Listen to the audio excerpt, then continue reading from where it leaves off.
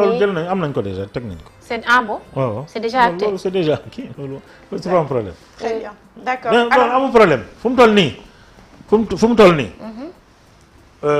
presse bi le presse est en train de faire des résultats loolu moo am solo et le Premier ministre va faire comme il l'a dit une conférence de presse très bientôt. mooy kii bi plan de redressement bi nga voilà plan de redressement pour addu maintenant sur les contrats. Je vais vous dire parler de 2 contrats. Le premier contrat moom moo nekk actualité jamono ji mooy les 100 000 barils de bi ñu jël ci. Sangomar 100 000 barils xam nga Sénégal waa ji les Australiens xam nga ñaata lañ ci am. 82% ñoom ñoo ko am ci 100 000 barils boobu. de 2024 à 2025. L'enveloppe c'est presque 94 milliards et quelques. Ça veut dire que presque 90 milliards yi waa ji moo ko moom Sénégal amu ci dara. Comment tu peux signer des contrats comme ça waa ji ñëw di exploiter loo xamante ne yow yaa ko moom. ressource naturelle c'est à préserver. ressource naturelle nga jël ko nga tayle ko 82% waa ji moo ko moom. mu jël ko yóbbu ça veut dire que 94 milliards et quelques yi nga xamante ne am nañ ko Sénégal as tuut la ci am Sénégal mu ngi ci ut ci 6 milliards yow 6 milliards yooyu li mu lay rapporter li nga xamante ne moom mooy les hydrocarbures mooy 76 milliards matul sax 76 milliards. alors que yaa ngi ut 6 milliards. amul ci dara c'est extraordinaire ça. nga jógee foofu nga dem si phosphate bi vous êtes tous témoins que man maa ko dénoncé woon fii ba ñu agressé na parce que le phosphate de Ndendori xam nga kan moo ko moomoon l'exploitation te moo amoon un contrat depuis 2000 Abdoulaye Wade bi mu ñëwee 2001 wala 2000. la seule personne qui a un contrat d'exploitation des phosphates de Ndendori c'est Cheikh Amar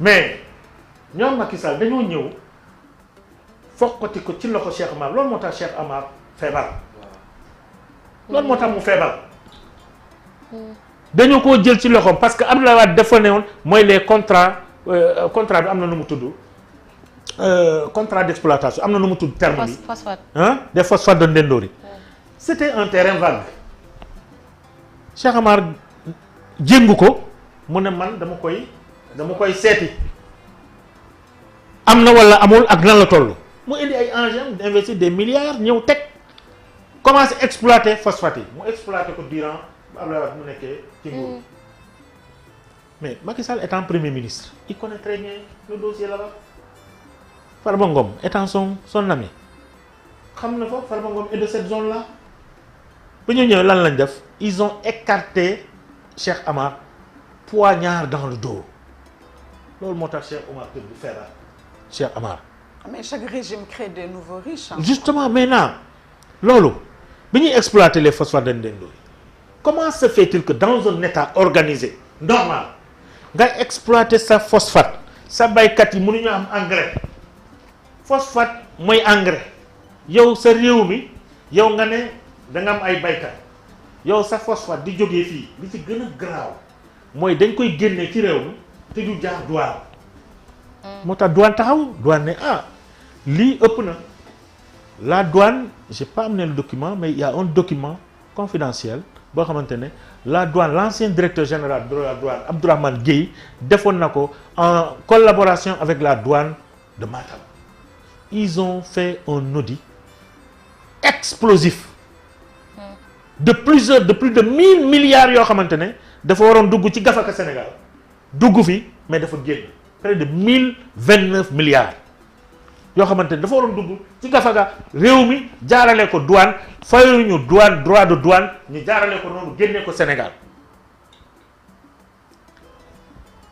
pourtant le document était au ministère des Finances Amadou Ba xam na dossier bi l'ancien des ministres des Finances xam na dossier bi quand maintenant il s'est agi l'ancien directeur des douanes bi mu saisiré le ministre des Finances da koo saisir tey mu ne ko je vous ai envoyé un dossier un document de la douane investigation fan ngeen ci toll c'est un document qui est très grave.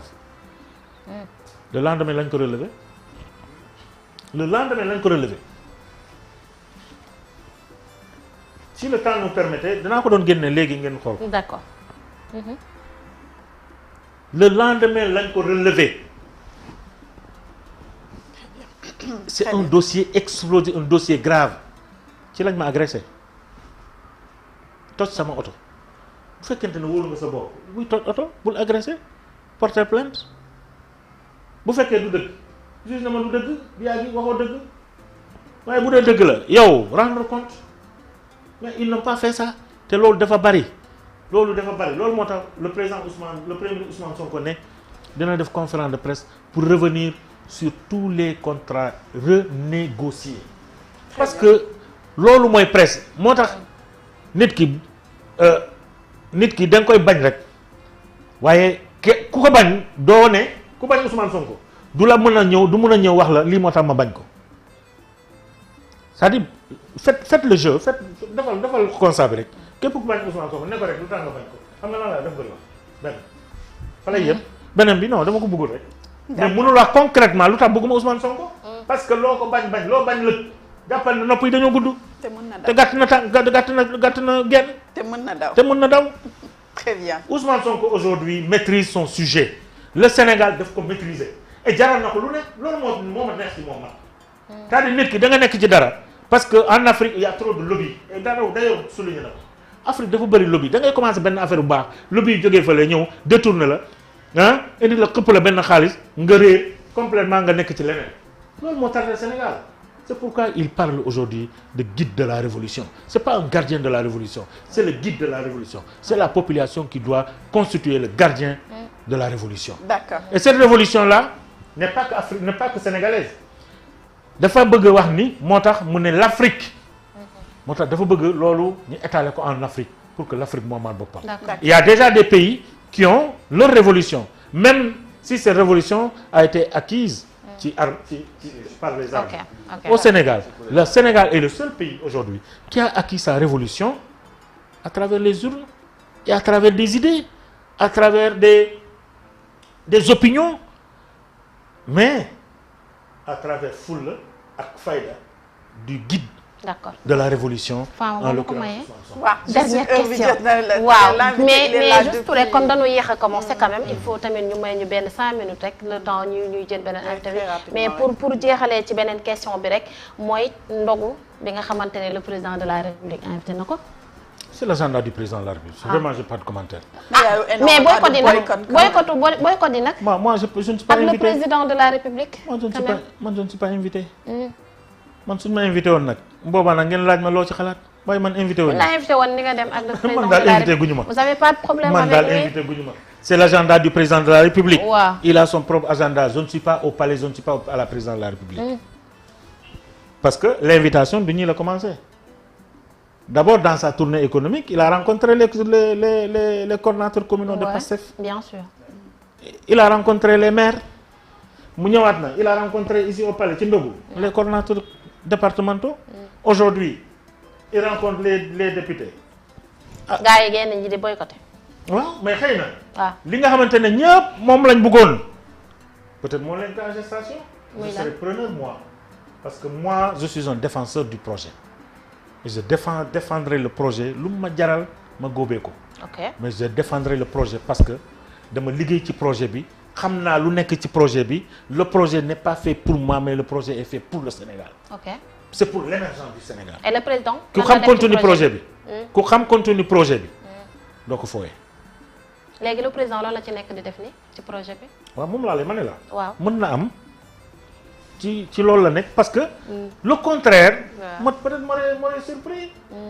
mooy mu recevoir waa Diomaye président ainsi de suite loolu moo indi jaxasoo. waaw waaw mais fii il est en train de recevoir ñi nga xamante ne ñoom la bokkal. kër gi. jàpp naa ni peut-être gis naa ko sax à la une d'un journal. peut-être dafa nekk di. bon rassembler waat la famille rassembler la famille. bu dee loolu la je suis vraiment heureux. je fais partie de ça c'est dû à quoi les wax dëgg yàlla ki boycotté nag man xaw ma nag. danoo mer wala dañu gedd. xaw ma je sais qu'une seule personne je lui dois cette cette position mooy Cheikh Bara. Cheikh Bara waaw. il est logique avec lui-même hein. oui oui. ok quand même il est constant. ouais. si waaw nañ ko nangul quand même. nañ ko nangul. mais est-ce que du mystique ba léegi moom laa la ma ne la Cheikh Bara la. Cheikh Bara moom constant depuis affaire bi mu amee ba léegi il reste constant. su demoon man mii dinaa ko doon maree peut-être. damay naan kii constant la. oui. mais il reste constant. c'est comme Ousmane président premier Ousmane Sonko. bi ñëw assemblée layaamewul dafa wax les choses telles quelles. il est resté constant la mu doon wax opposition ñëw na assemblée loolu la nekk di wax comme opposant parce que li mu gëm la dafa gëm ni Sénégal fii la war a jaar pour mën a dem. d'accord. donc c'est pas parce que je suis au pouvoir que damay wax ci yoon woowu damaa ci beneen yoon. ok man nii. mais en une minute dama bëgg rek mënoo fi ñëw toog te waxuñu sport. sunu supporters yi nekk Maroc. très rapidement voilà foofu rek lan nga ñu mën a. voilà c'est regrettable quoi. je le dénonce. Je dénonce catégoriquement ça. Je dénonce. dama koy dénoncer. c'est pas joli. c'est pas sport. c'est pas fraternel. c'est pas diplomatique. c'est pas sportif. c'est pas fair play. li ñu def le Maroc. avec les liens que le Sénégal a avec le Maroc. on devrait dépasser ça. je suis vraiment désolé. et tous les Sénégalais sont désolés aujourd'hui. C'était que du foot. C'est-à-dire, l'histoire retiendra. Cette page restera noire pour le Maroc. C'est une page sombre, une page noire, un trou profond pour le Maroc. C'est pas joli. Rafetoul. Oui. Le Sénégal et le Maroc, quand même, c'est une autre relation. C'est le Maroc et l'Afrique. Benen la quoi, c'est-à-dire leneen la. Dafa weesu sax la diplomatie. Dafa dem ba laal sunu tarixa yi. Absolument.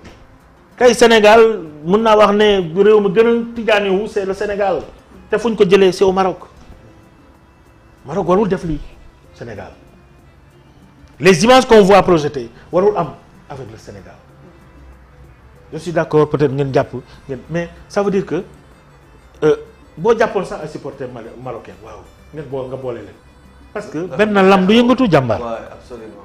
benn lam du yëngatu boo gisee ñu yëngatu kay c'est parce que y avait risque.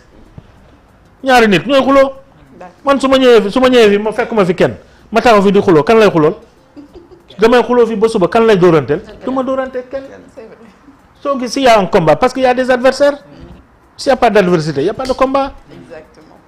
Exactement. Donc c'est vraiment gauche c'est pas joli mais comme l'a dit comme l'État veut véritablement faire les choses on a xam nga l'État aussi les États n'ont pas d'amis. C'est des intérêts. C'est un intérêt là. Moo tax j'ai apprécié la démarche de l'État. dama lay seetaan ak sa conscience. D'accord. di la xaar. seetaan la waaw du ma def pression du ma la ñaan du ma la def dara. maintenant procès bi am na condamné ngeen. loi bi dafa am sunu diggante lu ma may dinaa ko def. merci transféré ma samay prisonniers. boo ko bañee nag boobaa parce que Maroc nag mënoo ñu toroxal 2 fois nga denc ki nga xamante ne moo lapidé sunu koom bàyyi fii li fi am ay des morts yow nga denc ko ba pare nga jàpp ñeneen ñoo xamante ne defuñu dara nga dem nga tëj leen kaso. Maroc nag mu ngay def la may def ëpp na. d'accord en tout cas merci beaucoup. loolu ëpp na merci beaucoup monsieur Sambou Biagui nekkoon tey suñu gan ci première partie.